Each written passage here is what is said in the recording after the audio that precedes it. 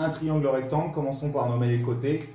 À l'opposé de l'angle droit, j'ai ici l'hypoténuse. Par rapport à mon angle, ici j'ai le côté opposé. Et évidemment, il me reste l'adjacent. Opposé et hypoténuse. Opposé et hypoténuse, c'est la formule du sinus. Allez, on va utiliser le sinus pour calculer l'angle. On sait que le triangle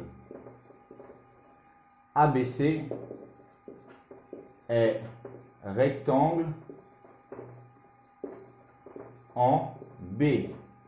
Donc, allez, il est rectangle en B. On y va. C'est la formule du sinus. Toujours sinus de quel angle? On travaille sur cet angle-là. BCA ou ACB, comme vous voulez. ACB. Il faut que le C soit au milieu, simplement, d'accord? Ou BCA ou ACB. Allez, le sinus, c'est le côté opposé, donc BA sur l'opposé BA sur l'hypoténuse. CA, voilà.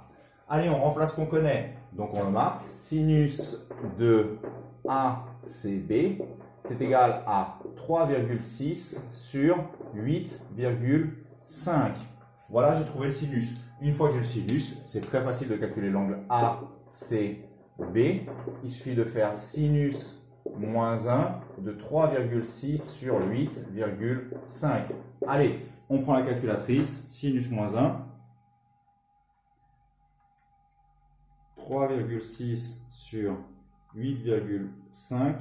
Allez, on arrondit au dixième. 25,1 degrés. Voilà, j'ai trouvé mon angle.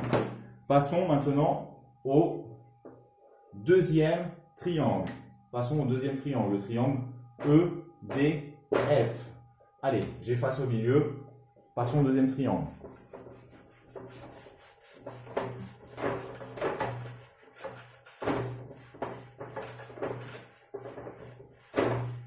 Alors, pareil, j'ai un triangle rectangle, je connais deux côtés, je suis donc capable de calculer l'angle. Commençons par nommer les côtés. Ici, à l'opposé de l'angle droit, j'ai l'hypoténuse. Par rapport à mon angle, ici, j'ai le côté opposé. Regardez, par rapport à cet angle-là, c'est le côté opposé, et donc il reste l'adjacent. Adjacent et hypoténuse, c'est forcément le cosinus. Adjacent et hypoténuse. Allez, on y va. On sait que le triangle EDF est rectangle en E. Donc, deux points. Il est rectangle en E.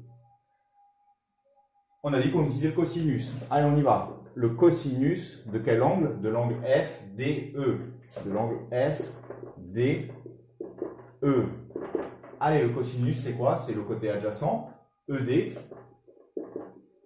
sur l'hypoténuse, FD. Voilà. On continue. Le cosinus de FDE est donc égal à 7 sur 8,75. D'accord, j'ai trouvé mon cosinus, d'accord, j'ai remplacé ED et j'ai remplacé FD. Allez, maintenant je calcule mon angle. FDE, c'est égal à cos moins 1 de 7 sur 8,75. Allez, prenons la calculatrice. 7 sur 8,75. 36,9 degrés. 36,9 degrés. Voilà. Passons maintenant au troisième triangle. Allez, je passe au troisième triangle. Voilà. Je vais effacer.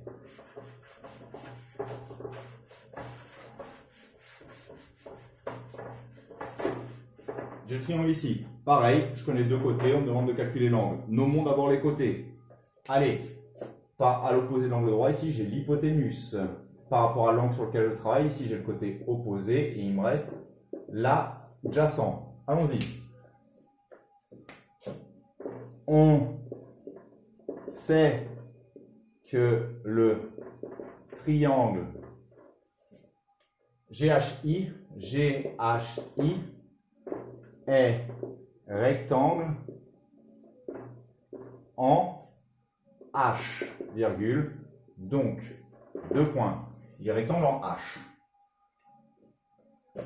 Si c'est l'opposé et l'adjacent, regardez bien vos formules, c'est la tangente. Donc je le marque, la formule c'est la tangente. Tangente de quel angle? De l'angle IGH. IGH. Allez, la tangente c'est l'opposé, donc IH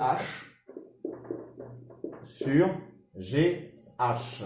Voilà, IH sur GH. Je continue.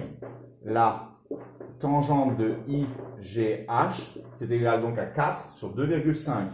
4 sur 2,5, d'accord? L'opposé, 4 sur 2,5, l'adjacent. On continue. IGH, l'angle IGH, est égal donc à la tangente moins 1 de 4 sur 2,5. Allez, on prend la calculatrice. La tangente moins 1 de 4 divisé par 2,5, ça fait à peu près 58 degrés. Bon, l'arrondi, il est un petit peu dur à faire, vous embêtez pas pour celui-là. C'était 57,99, ça fait à peu près 58 degrés, d'accord? Bon, c'est pas le plus important. Voilà, on a terminé. Passons au dernier exercice.